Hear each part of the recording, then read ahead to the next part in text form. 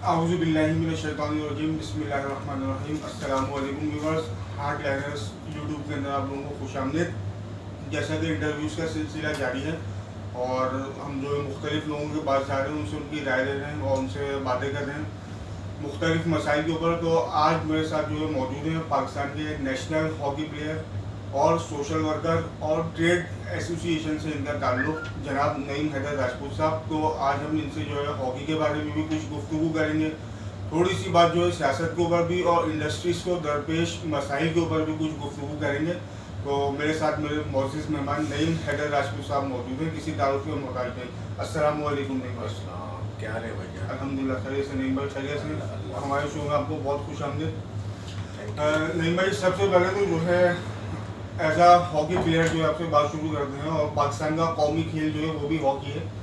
तो हॉकी के हवाले से मैं ये पूछना चाहूँगा कि क्या वजूहात हैं कि हमारी हॉकी जो है ज़वाल पजीर हो गई है कि अब हम वर्ल्ड कप के अंदर भी क्वालिफाई नहीं कर पाते हैं। हमारा हॉकी लेवल इतना नीचे आ गया, जबकि वो टीम जिसको ग्रीन शर्ट्स के नाम से जाना जाता था, 4 मरतबा की वर्ल्ड चैम्पियन, क्या वजूहत हैं? तो आप तो हॉकी को जानते भी हैं, तजर्बा भी रखते हैं, नेशनल लेवल पे खेले भी हैं, तो आपकी क्या ओपिनियन है इस बारे में?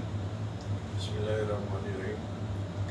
बात सारी है कि हॉकी जो लोग खेलते हैं वो या तो दरमियाना तबका खेलता है या गरीब तबका खेलता है, और अपर लेवल के जो लोग हैं वो 5 to 10% खेलते हैं।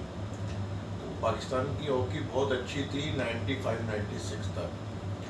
95-96 में, बल्कि 97 में नवाज शरीफ ने स्पोर्ट डिपार्टमेंट बंद कर दिए, जिसकी वजह से बहुत सारे खिलाड़ी बेरोज़गार हो गए। जब वो बेरोज़गार हुए तो वो जो 200-300 लड़के बेरोज़गार हुए, उन्होंने आके नेशनल टीम में सेलेक्ट होना था, तो मुझ समेत बहुत सारे लड़कों ने हॉकी छोड़ दी। अच्छा, एक तो वो लड़के जो डिपार्टमेंट से बेरोज़गार हुए, उसमें कोई 15% ने हॉकी जारी रखी, जिनकी बैक मजबूत थी। बाकी लोग जो है वो हॉकी छोड़ गए। उसके पीछे जो 1000, 1500, 2000 लड़का मुख्तलिफ पाकिस्तान में क्लब से खेलता था, उन्होंने भी हॉकी छोड़ दी।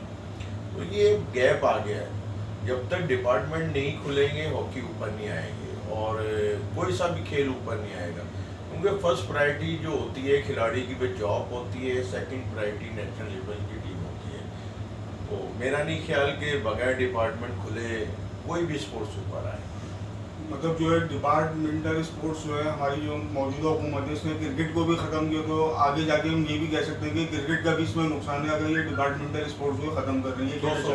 200% नुकसान है। हाँ नहीं भाई, अगला सवाल भी हॉकी के हवाले से आपसे करूँगा।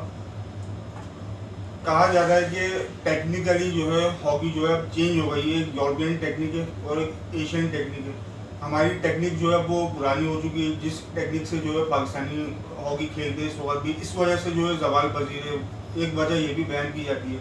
तो इन दोनों में डिफ्रेंशिएट करते हैं मुझे कि यूरोपियन टेक्निक और एशियन टेक्निक, इनमें कितनी मुमासिलत है, और जो क्या ये एक वजह है कि हम जो है पुरानी टेक्निक को आज तक अपनाए हैं, और कोई ऐसा कोच जो इस वक्त जो है जदीद दौर के मुताबिक जो है हमें कोचिंग कर दे, आपकी नज़र में कोई?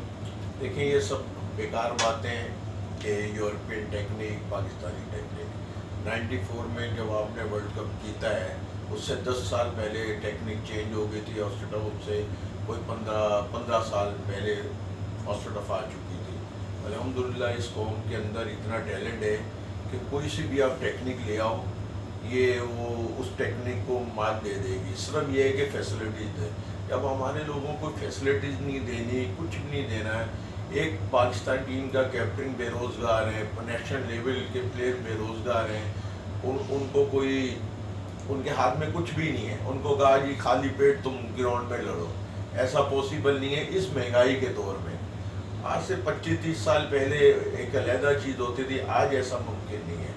आप फैसिलिटीज़ दें, आप खिलाड़ी को सेव करें, यही कौम आपको दोबारा ओलंपिक भी जीत के देगी, दोबारा वर्ल्ड कप भी जीत के देगी। और यहाँ सारे बेहतरीन कोच मौजूद हैं इस मुल्क के अंदर।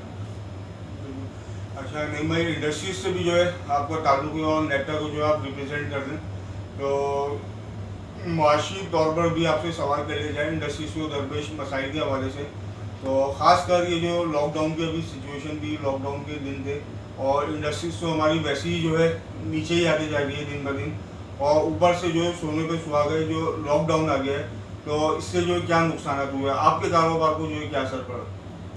आसार ये है कि हमारे मुल्क के अंदर सनतकार को तो वैसे भी कोई फैसिलिटीज नहीं दी जाती, और इदारे ऐसे इदारे जो इंडस्ट्री के लिए बने वो उल्टा इंडस्ट्री के अगेंस्ट है। FBR है, के इलेक्ट्रिक है, सबसे बड़ा जो हमें नासूर है हमारे लिए वो के इलेक्ट्रिक है। बिजली महंगे किए चले जाता है, जब चाहे लोड शेडिंग कर देता है। अब 8 घंटे की लोड शेडिंग है। अभी हम कोरोना से बाहर आए हैं तो हम लोड शेडिंग में आ गए। तो मैं नहीं समझता कि जो पोजीशन है उसमें सनत आगे जाएगी, और जो लोग भी इंडस्ट्री चला रहे हैं उस समय वो एक जहाद कर रहे हैं, क्योंकि बहुत बड़ा पेमेंट क्राइसिस है, कि इलेक्ट्रिक की लाइट का क्राइसिस है, लेबर क्राइसिस है, हर तरह से मसाइल है। गवर्नमेंट को चाहिए कि इंडस्ट्री की तरफ आएँ, सोचें, कोई ऐसा पैकेज दें कि जिससे इंडस्ट्री चले। जितनी हमारी हम लोग एक्सपोर्ट करेंगे उतना मुल्क में तरक्की आएगी, और मैं नहीं समझता हूँ कि कोई भी इदारा इस वक्त इंडस्ट्री को फेवर कर रहा हूँ।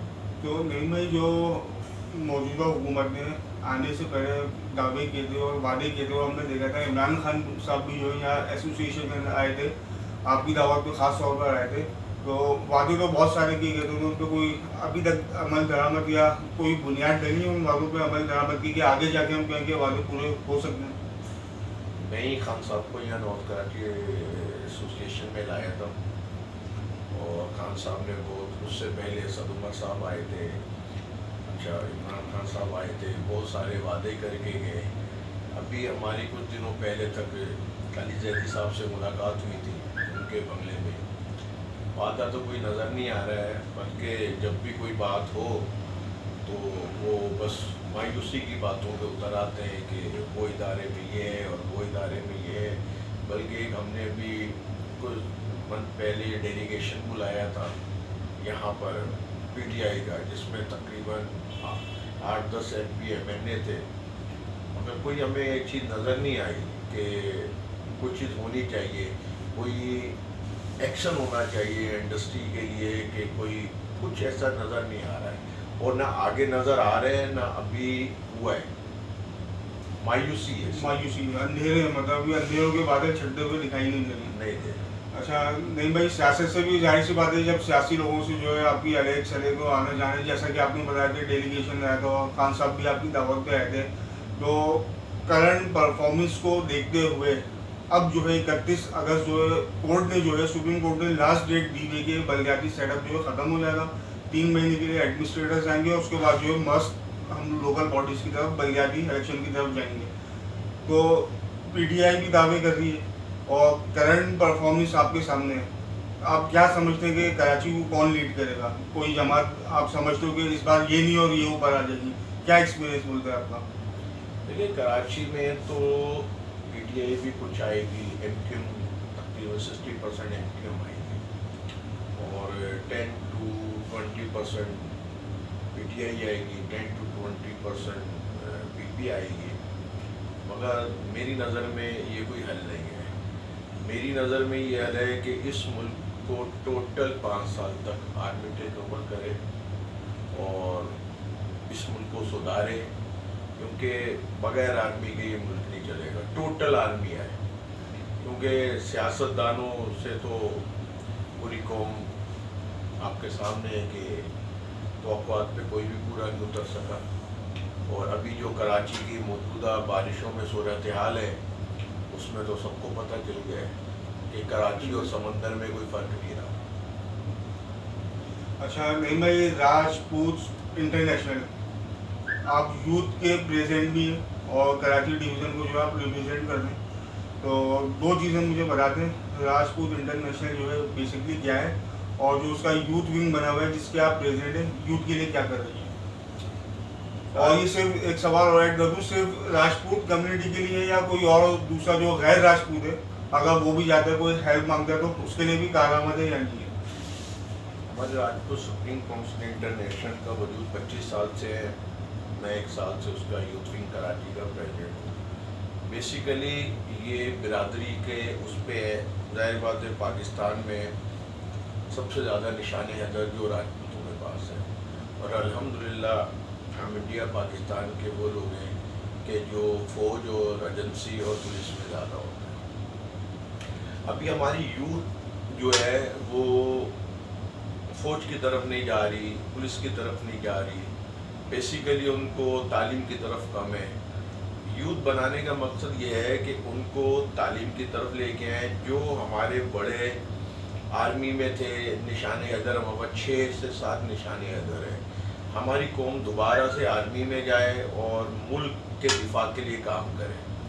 और दूसरी बात वेलफेयर दूसरी कौमों के लिए, हाँ हम लोग इंशाअल्लाह ताला हमारे पास कोई भी आता है, सब हम पाकिस्तानी हैं, सब हम मुसलमान हैं, हमारे बस में जो भी होते हैं हम करते हैं, सबके लिए करते हैं। अभी हमने लॉकडाउन में राशन बांटा है, तमाम कौमों को बांटा है। और जहाँ जहाँ यहाँ भी अक्सर आप देखते होंगे मसाइल आ जाते हैं, तो उसको रेंजर्स के साथ किसी का मैटर है, पुलिस का मैटर है, या कोई भी लेन देन का मैटर है, तो वो अल्हम्दुलिल्लाह मैं हैंडल करता हूँ उसको।